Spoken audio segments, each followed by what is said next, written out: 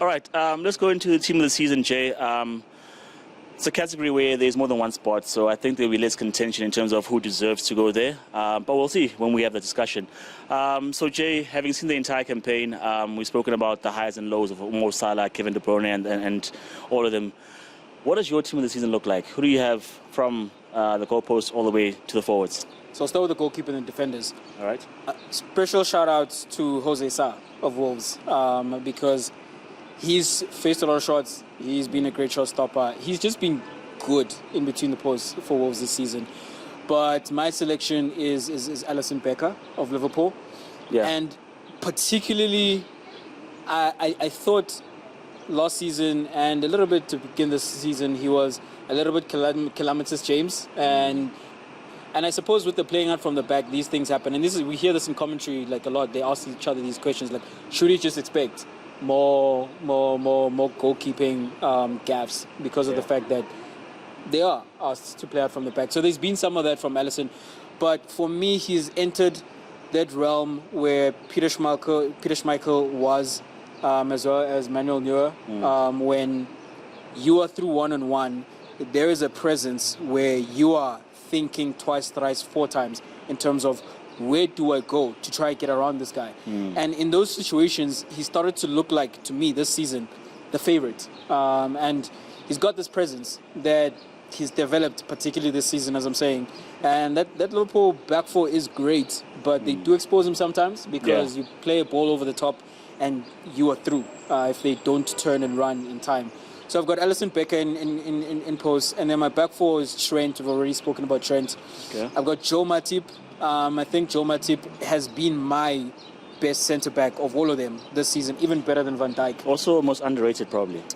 One of the absolute most underrated. And then in terms of, because for me, when teams are playing against Liverpool, between the two centre-backs, him and Van Dijk, I feel like he's the one that is attacked the most. Attacks tend to come from the left-hand side. And then he's also got that other side, which I absolutely love from defenders, his marauding. Because I think the stats support that he's in the top 5 in terms of like ball carriers. In the Premier League this season. And I was like, across that's not just like my eyes. That's actually proven with people who are tracking these kind of things. And when he is in those positions, he knows what to do. He's not just he's not like Rudiger, who I love when he does that, but you know for a fact Rudiger is going to shoot. Rudiger's looking for a shot. Yeah, he has to cement it. Yeah. And speaking of Rudiger, like for me, it was between him and Van Dijk for that left centre back spot. But I think Van Dijk, I feel like when guys are running against Van Dijk, the earth is covered by 70%. 7% of the earth is covered by water. The rest of it is covered by Van Dijk. That's what it feels like to me, Chuck. So I've got Van Dijk in the spot. He's come back this season after that injury, layoff last season, and he's not quite absolute best levels, but close enough. And then at left back, that's the toss-up for me. There's Cancelo, who is like the Swiss Army knife by Pep Guardiola. He goes into midfield as an extra midfielder. He's creating from there. Not the best defender. In terms of fullback play, Robertson at Liverpool is, from what you expect from a fullback, go down that touchline and put in crosses, and is also there for the pullbacks from the other side at the back post, scoring goals, hitting the post in the FA Cup final. But like he's there. You know, also defensively, I don't think there are any great defensive fullbacks in the world right now. I don't think that's what they're asked to do. And it's not his absolute best forte, but in terms of what the others are offering, he's one of the better ones. So in terms of fullback play, Gary Neville alluded to this, like he gives the most, even as a complete fullback, he's even better than Trent in that regard, because Trent defensively is just not there. So I don't know if I want to go the full. I think maybe just to break it up, I'll go with Cancelo. Just especially what he was doing early on in the season. It was just out of this world. So that's the goalkeeper and the back four. Who do you have in those positions? Controversially, but I think justified. I've got David De Gea in between the sticks because... In case you're wondering, Chuck is a Manchester United supporter. He didn't pick it up. Through and through. But I think there's merit to the selection because if you look at the number of shots that he was facing compared to the other top 6 teams, it was like a glut of shots coming his way, because with the defense of Maguire, Varane, Lindelof, Telles, Dalot, anyone you want to pick in a red shirt that was playing this season was not good. And so as a result, he was facing probably 50% more shots than he should each game. It doesn't matter who we're playing. Crystal Palace, Brighton, he was facing shots. One of those seasons where he looks like Manchester United's best player. Yes. Which always tells you everything you know, need to know about the season United have had. That was suffering. So, I mean, if you look at the fact that we finished in a Europa League place, if there was someone else in between those sticks, probably finished 10th, easy, because it's been that bad a season. I mean, even the finish against Crystal Palace tells you it's been that bad a season. I mean, I was reminded by a friend, sadly, that the only two teams not to score on the final day is United and Norwich. It tells you what the guy had to face up with. So, look, it's controversial from the point of view when you consider that 5 have gone past him, 4 at Watford, 4 against Liverpool again. But I think when I bring it back to my team, I was considering having a back four made up solely of Liverpool players, and that's who's in front of my selection as keeper. So I think what you are mentioning, it's not controversial from that point. It's like he's facing a lot of shots. It's just him and the ball. Yeah. So, I mean, on that front, and I mean, if you look at the fact that I think in terms of ability and stuff that he's pulled off this season, I don't think that those keepers, the Edersons, the Alissons, who've kept like a very good number of clean sheets, I don't think they were doing that or putting off those kind of saves throughout the campaign. I mean, Alisson's one-on-one games is tremendous because, one, he comes at you very quickly, and he does it at the edge of the box. He's never out there, no man's land, just trying to salvage the situation or too deep where he's opened up the goal. When he's coming, and he makes himself very big. So on that, I give him a one-on-one game. Alisson's got that solid. But in terms of just reflexes, diving, I think De Gea has been a marvel this season, but has got nothing to show for it. Unfortunately. Right back, I have to agree with you, Trent, young player this season as well, so that makes it an easy pick. Van Dijk has been the wall that he's been since he got injured, and then he's come back to be the same wall, same plaster, same bricks, same speed, same guile, still the Rolls-Royce figure. But to partner him, I don't choose Matip, and I know it's going to be a bit controversial because he's not been as big a figure. But when I look at his general gameplay, his composure, and what he's added to his game in terms of coming back into the team, being in the reckoning again, like over John Stones, Laporte for me. Laporte has earned his stripes for me in this particular campaign. He's come up with crucial goals as well when they were struggling against teams that are hard to crack. He's been generally very, very solid. And I think he's one of the best guys when you're looking for someone to track back and run and chase. Diaz is very solid, but when you're looking for him to chase back, he's better with Diaz is better with the player in front of him. When he has to turn behind, he's not one of the best. So I want to pick Laporte for that spot. And I think I want to go with Robertson for the other side of the defense, simply because as you said, of the modern day wing backs, we don't have the days of Carvajal and Alaba who bomb down the wing but can still get a good slide tackle in and just cut you out and make sure you're out of the game. These guys are just properly on the offensive now. So I think someone who can still defend a bit is Robertson. And for his exploits going forward and then coming back to do that job as well, I think Robertson for me is a fair pick. Let's go into the heart of the midfield. Who do you have? Yes, I've got Declan Rice at the base of my midfield 3, and to support him right there. And it's not clear cut, I must say. Rodri has been impressive this season. He actually stood up and shone, yeah. And he's just what Pep Guardiola wants from that position. He's strong also defensively. It's an underrated side of his game because you don't see him defending much. But he does that very well. I saw him actually muscle up and front up against Thomas Partey, the rest of the Arsenal he was bullying him, yeah. Like stepping in front of guys and guys are falling over, you know. And in terms of his passing ability, he's spoken about the fact that Pep has asked him to hit those diagonals a little more, to trust his passing range and his passing game, and he's done that, you know. I think you're swaying me just a little bit, eh? But I think I want to go with Rice. I'm still with my pick, as I said, though. when Rice was on the Old Trafford pitch, thinking to myself that I don't know who's in charge of releasing the funds at Manchester United, but whoever it is, someone needs to talk to him, go to the West Ham changing room right now and go sign that player. Even when he was playing against Manchester City and against Liverpool at Anfield, on a field where there are other world-class players, other world-class midfielders, he does not look out of place. And as we've said, I mean, he was a guy who Chelsea were looking to sign him as a centre-back, bring him back to Chelsea, make him, not convert him because he started as a centre-back. Oh, centre-back, okay. Centre-back. Yeah. And then he's a defensive mid. But then you've seen him be given more opportunity to go forward by David Moyes. Thomas Tuchel this season has stayed back a little more, and I think that's the right call because the Rice has the greater upside, and that's who you want to invest in, and his ability carrying the ball as well, and if he then adds goals, like he's the complete midfielder. I mean, if you think about the fact that he's run from, I think, his own half of the centre line in the Europa League, if not the Conference, no, Europa League. Arsenal as well. I mean, that's probably West Ham's goal of the season from a guy who's supposed to be playing deep. So, I mean, he's turned down... His ability, the ceiling is still quite high. He's turned down a new contract offer from West Ham. So I think the big boys have a chance to get him. Someone is coming in for him. I don't know about 150 million, but someone is definitely coming in for him. And then I've got Kevin De Bruyne. Can I just interrupt us and say, guys, if Haaland signed for 75 odd pounds, everyone else just bring your money down, please. If the release clause was not there, we might have seen Mbappe monies. No, but Jay, football is coming more into like proper sense with these figures, I think. You know, you say that. Actually, veering off a little bit. Yeah. When you consider the transfers that happened over the summer, I believe 88% of them were free transfers. So clubs are looking at that and looking to circumvent having to pay these high figures. So they are letting players run down their contracts. Because we can't afford that, yeah. It's a ridiculous amount. Coming back to the team, though. Yeah. Kevin De Bruyne, that speaks for itself. And I think Bernardo Silva has done just enough for me to go in there. And can I just say, I mean, even the fact that I'm talking about Bernardo Silva, when we took note of him in the Manchester City side, it was because he was keeping Mahrez out of the team on the right-hand side of the attack. The attack, yeah. And he's a midfielder as well.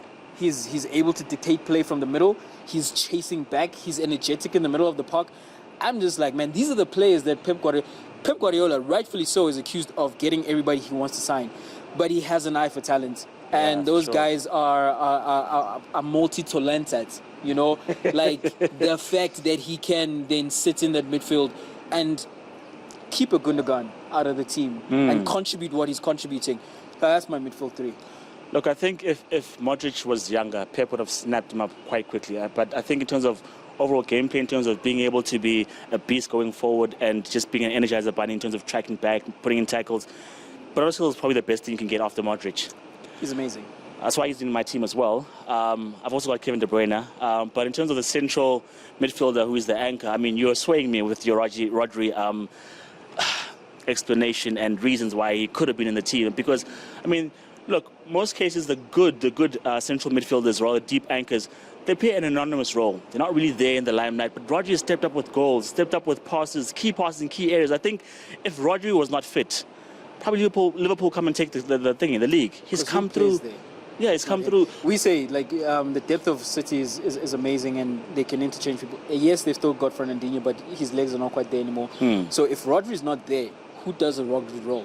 Probably nobody. So, I mean, I think that almost swayed me. But sometimes when you're watching Fabinho, and it makes it... Sometimes, I know that there's a big height difference. One is bald, one has a haircut and stuff. But sometimes I look at Fabinho and I'm like, is that Thiago? I was like, no, it wasn't.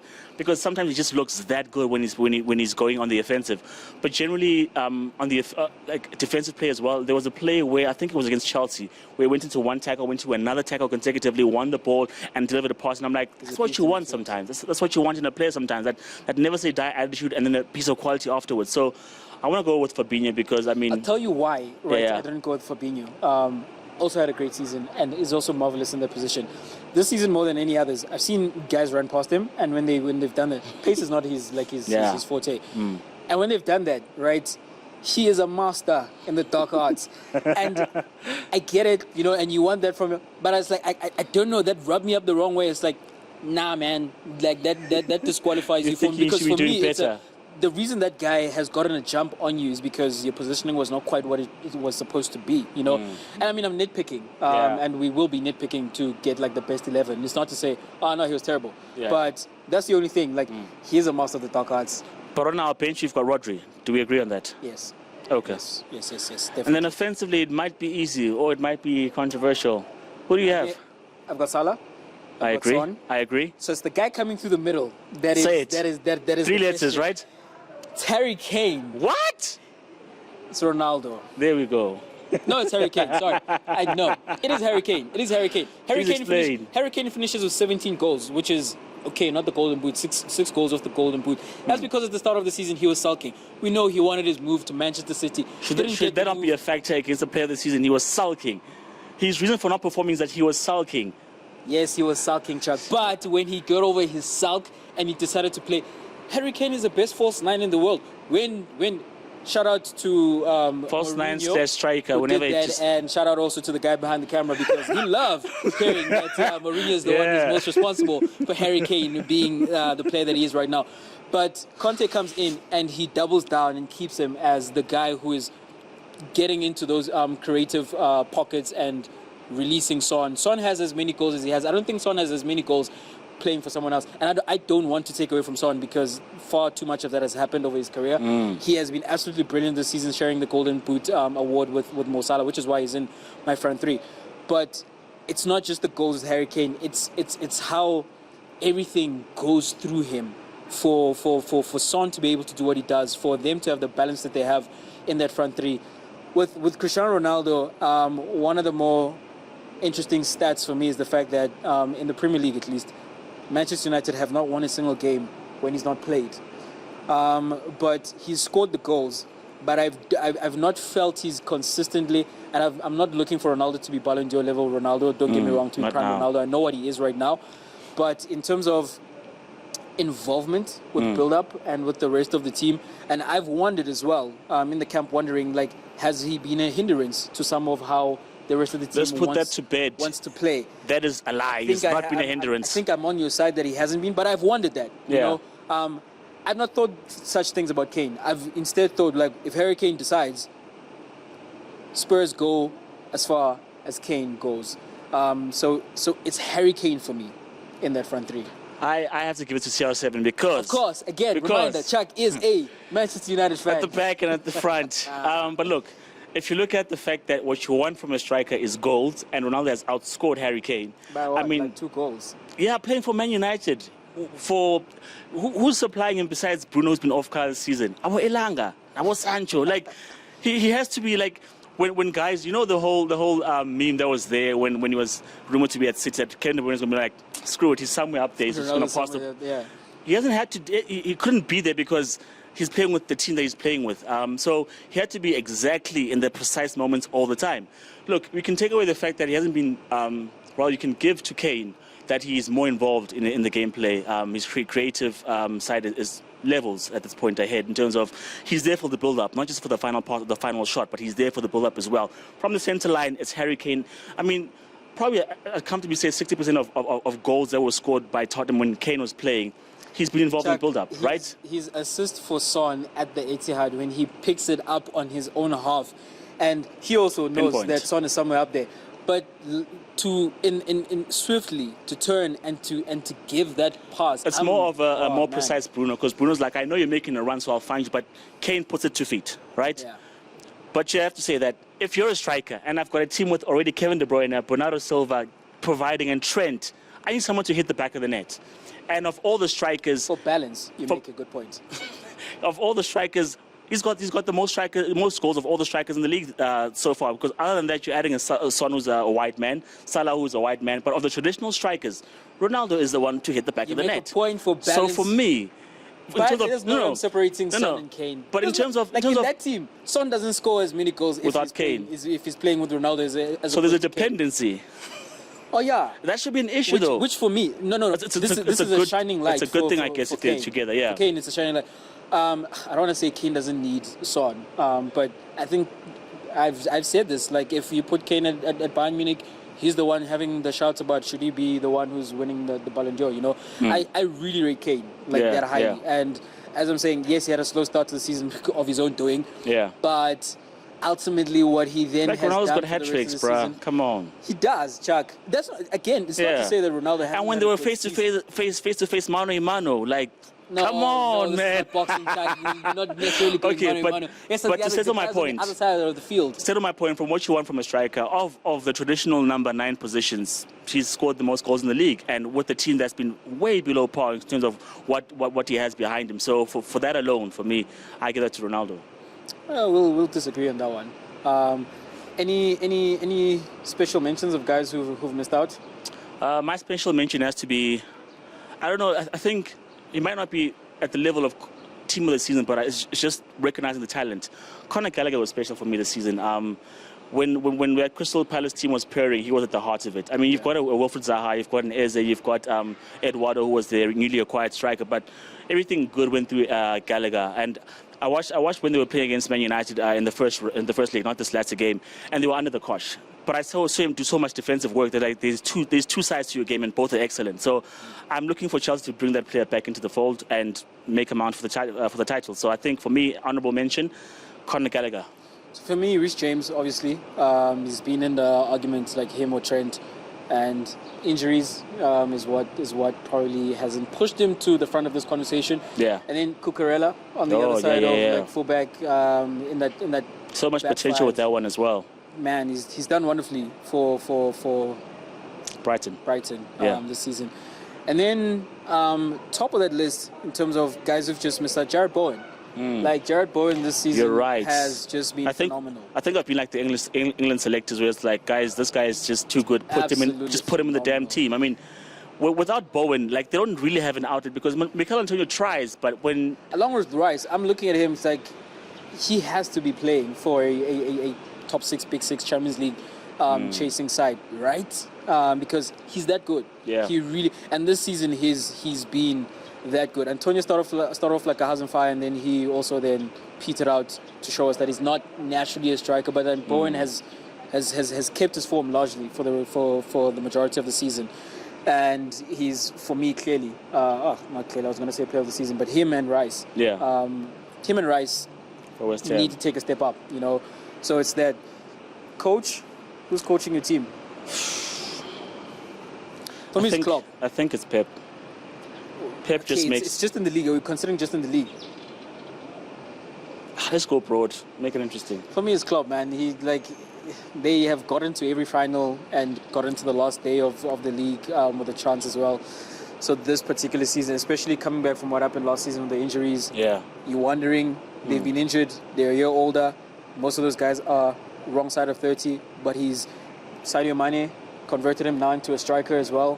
Identified Diaz, brings him in, and starts off like a house on fire. Like, he knows exactly who needs to be playing there. Thiago this season is the Thiago that we saw at Bayern Munich. And Joel Matip, as I'm saying, like, he's taken that step up. I have to go with Klopp coaching this team for me. Good points. I stick with Pep because, I mean, he's finally found the answers that he's been struggling with last season. I think he's finally got Klopp's number in terms of the better team on the day, because when they have played, apart from the FA Cup and when they were blown away off the pitch, City have been the stronger team. Yes, the games have ended in a draw, but for me, the eye test suggests that City have been the stronger team. He's figured out how to beat Chelsea now, so he's learned along the way. I mean, also his dominance in the league, winning arguably the harder of the competitions this season. And I feel that with the resources, he juggles the team better than anyone else in the world right now in terms of switching and changing positions, players and personnel.